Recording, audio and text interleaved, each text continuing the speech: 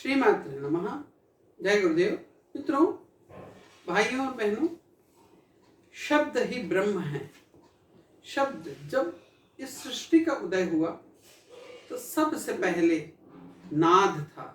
ये एक साइंटिस्ट भी कहते हैं कि एक प्रकार का वाइब्रेशन था, एक प्रकार की आवाज हुई, बिग बैंग जिसको कहते हैं। तो सबसे पहले एक नाद हुआ, एक आवाज गूंज रही थी, और फिर एक जोम के धमाके के साथ ये सृष्टि, पूरी दुनिया, पूरी सृष्टि, ब्रह्मांड अपने आप विस्तार करने लगा, बढ़ने लगा। तो शब्द जो है, इसमें बहुत अधिक ताकत होती है, और इस शब्दों का इस्तेमाल व्यक्ति बहुत गलत तरीके से करता है। शब्द में बहुत ताकत होती है, और अगर आपने सही ढंग से शब्दों का इस्तेमाल नहीं करा, सीधे तरीके से शब्दों का इस्तेमाल नहीं करा, तो आप उससे बहुत ज़्यादा परेशान हो सकते हैं, अपने जीवन में परेशानियों को खींच के ला सकते हैं। आपने कई जगह देखे होंगे कि जब आप बाहर जाते हैं, सुनसान इलाकों में, कोई बड़ी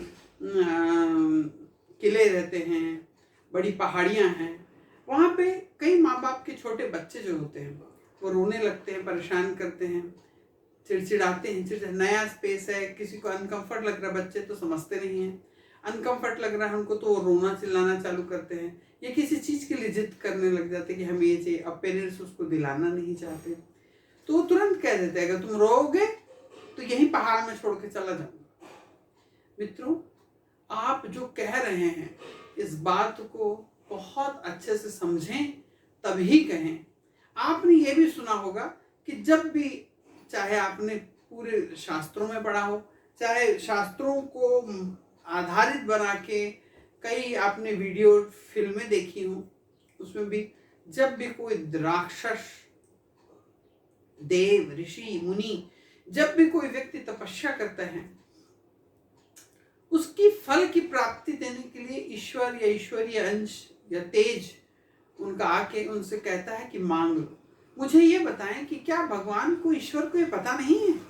ईश्वर को आपकी कई जन्मों का, आने वाले जन्मों में तुम क्या करोगे वो भी पता है, आगे आपके मरने के बाद क्या होगा उन्हें सब पता है। लेकिन तब भी वो कहते हैं कि आप मांग लो, वरदान मांग लो, और उस व्यक्ति को वरदान मांगना पड़ता है, और बिना मांगे वरन नहीं, तो ईश्वर तो उसके मन की बात जानते हैं।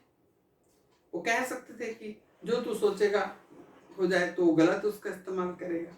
इसीलिए प्रकृति, ईश्वर, ये प्रकृति भी ईश्वर ही है, ईश्वर ने ही इसे बनाई है। कण कण में ईश्वर का, इसके अंदर में अंश विद्यमान है। जिस प्रकार से आप जिस वास्तु में बैठते हैं, जिस घर में बैठते हैं, वो 24 घंटे में एक बार तथास्तु कहता है, उसी प्रकार ये पूरा ब्रह्मांड भी 24 घंटे में एक बार तथास्तु बोलता है। तो इसीलिए हमारा कहने का मात्र ये मतलब है कि जो भी आप शब्द निकालते हैं, शब्द में बहुत ताकत है, वो आपका जीवन बदल सकता है।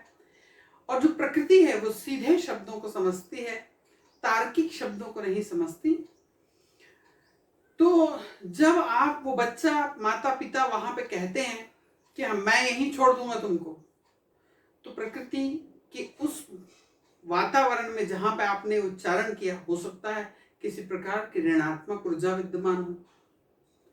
वो सोचे कि ये बच्चा आपने उसके लिए छोड़ने के लिए कहा है, और वो लालच में आ जाए और उस बच्चे के साथ आपके घर तक आ जाए।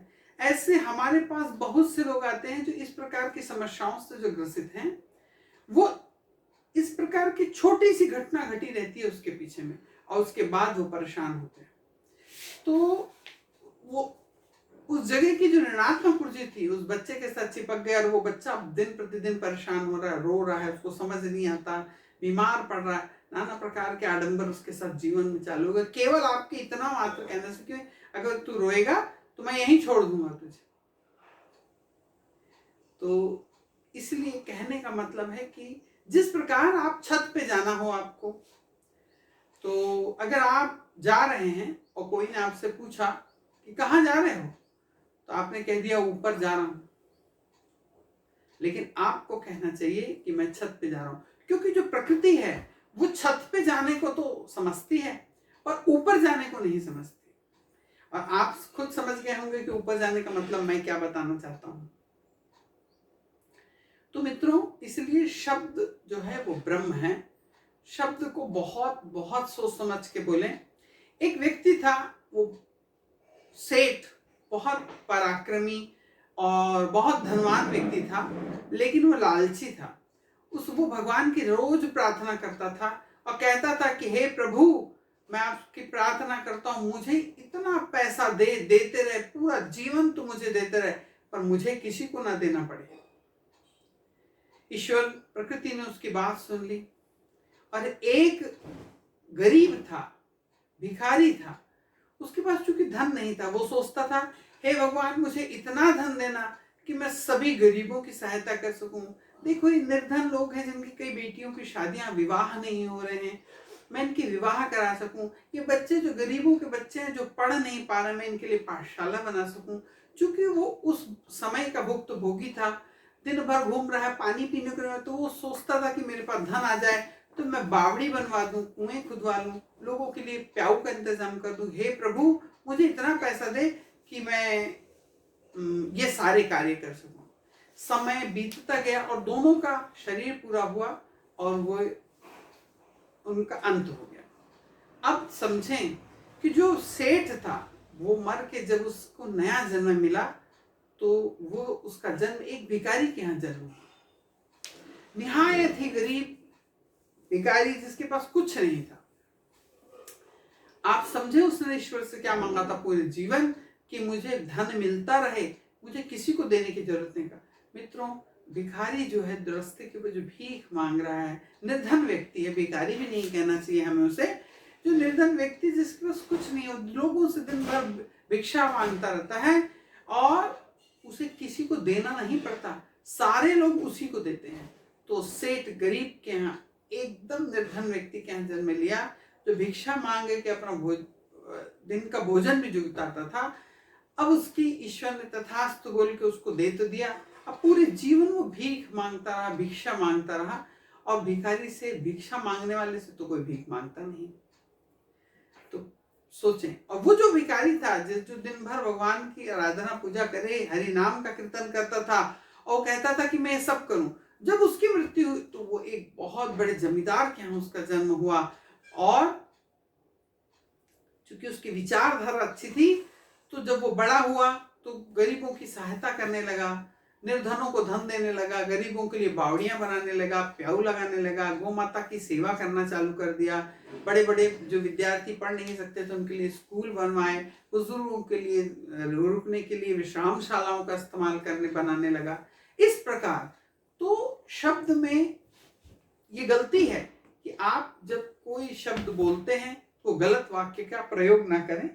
जैसे कि घर से कोई व्यक्ति निकलता है और घर के माता पिता, बच्चे कोई पूछ लेते हैं कि कहाँ जा रहे हो, तो उस समय कह देता मरने नहीं जा रहा हूँ, मरने जा रहा हूँ, या फिर कह देता जा रहा हूँ। तो समझें आप मैं क्या कहना चाह रहा हूँ। जा रहा हूँ का मतलब ये है पूर्णतः उस घर को छोड़ के जा रहा हूँ, वरन उस व्यक्ति को कहना चाहिए कि मैं आता हूँ या मैं काम से आता हूँ। तो मैं आता हूँ, इस प्रकार का हमें बोलना चाहिए, न कि मैं जाता हूँ।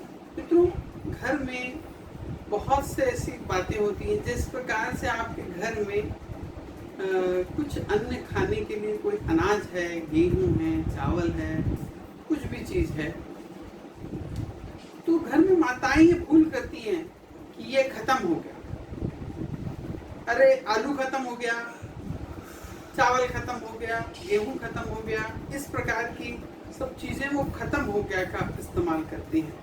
हमारे गुरुजी कहते हैं कि ये शब्द का इस्तेमाल बिल्कुल नहीं करना चाहिए, ये चुगा गया, हमने खा लिया, ये कह सकते हैं। सबसे अच्छा है जिस प्रकार हमने बीच में कई बार बोले कि राम की चिड़िया, राम का खेत, खा लो चिड़िया भर भर पेट। तो छोटे जीव चिड़िया के जैसे ही हैं हम लोग भी सब, कि हमारे घर में जब भी किसी चीज की पूर्णता हो जाती है या हम उसको खा लेते हैं तो उसको खत्म हो गया ना कहते हुए चुगा गया कह लेना चाहिए। चुग लिए, चुगने का मतलब खा लिया ही है, लेकिन वो खत्म हो गया नहीं है। जो चीज जितनी थी हमने उसको पूरी धीरे धीरे करके खा ली, लेकिन वो खत्म नहीं हुई है। जिस प्रकार इसके पहले भी हमने एक आपको पैसे देने वाला मंत्र बताए थे कि आप पैसे जब किसी को दें तो कौन सा अंक बोलें, और जब लें तब कौन सा अंक बोलें। तो जिसमें वो नोट जो पैसे हैं आप दे चुके उस व्यक्ति को, लेकिन उसके बावजूद भी उस नोट की जो ऊर्जा है वो आपके पास, आपने 1 माह के अंदर लेना देना करते हुए 1 लाख रुपए खर्च कर दिया। लेकिन जब 1 लाख खर्च कर दिया तो 1 लाख तो आपके पास से चला गया, लेकिन जब आपने उस अंक को बोल के जब उस व्यक्ति दिया तो 1 लाख रुपए की जो शुद्ध ऊर्जा थी नोट, वो आपके पास रह गई। और उसके बाद अब अभी नोट मात्र खर्च हुआ है आपका, लेकिन 1 लाख की ऊर्जा अभी भी आपके पास है। ऐसा सोचे आप सालों में जब करते हैं, 1 साल में 10, 15, 20 लाख खर्च कर दिया आपने, लेकिन उसके बाद भी उस नोट की ऊर्जा आपके पास बनी रहती है, तो वो नोट की ऊर्जा दूसरे नए नोटों को आपके पास खींच के लेके आती है। तो इसका विशेष ध्यान रखें। लेकिन जब आप दान करते हैं या पूजा पाठ में इसका इस्तेमाल करते हैं अपने धन का, तो उसमें इन अंकों का उपयोग नहीं करना चाहिए। नहीं तो आपको पूजा पाठ में और दिए गए दान में आपको उसका कोई फल नहीं मिलेगा। केवल दैनिक जो खर्च है आपके, कि सब्जी भाजी ले रहे हैं, अनाज लेना है, बच्चों को कॉपी पुस्तक लेना है, कपड़े फपड़े लेना है, किसी की भी सैलरी देना है, उनमें आप इनका प्रयोग कर सकते हैं। तो मित्रों, शब्द कितना पावरफुल होता है कि छोटे से शब्द से आप अपने जीवन के अंदर बहुत सारी चीजों को सुधार सकते हैं, ठीक कर सकते हैं। आपने अभी तक हमारे चैनल को लाइक नहीं करा है तो लाइक करिए मित्रों। कम से कम 1 लाइक मैं इस वीडियो में आपसे चाहता हूँ। आप खुद लाइक करें या अपने किसी भी मित्र से लाइक करवाएं, उन्हें दें।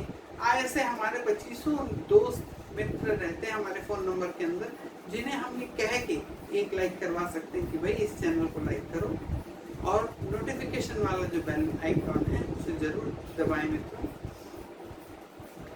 और हमेशा ध्यान रखें कि हो सकता है कि हम हर वीडियो के अंत में कोई ना कोई एक टिप आपको बताएं। तो जब भी आपके घर में कोई भी भिक्षा के लिए आए, आप उसे कुछ भी दें, 1 रुपए ही दें, गुड़ की छोटी सी ढेली दे दें, 2 बिस्किट ही दें, और उसे खाली हाथ कभी अपने घर से न जाने दें। इसके ऊपर भी मैं आपको क्यों न जाने दें, ये मैं जरूर आपके लिए एक बहुत ही अच्छा वीडियो लेके आऊँगा। तो इसे अनुसरण करें।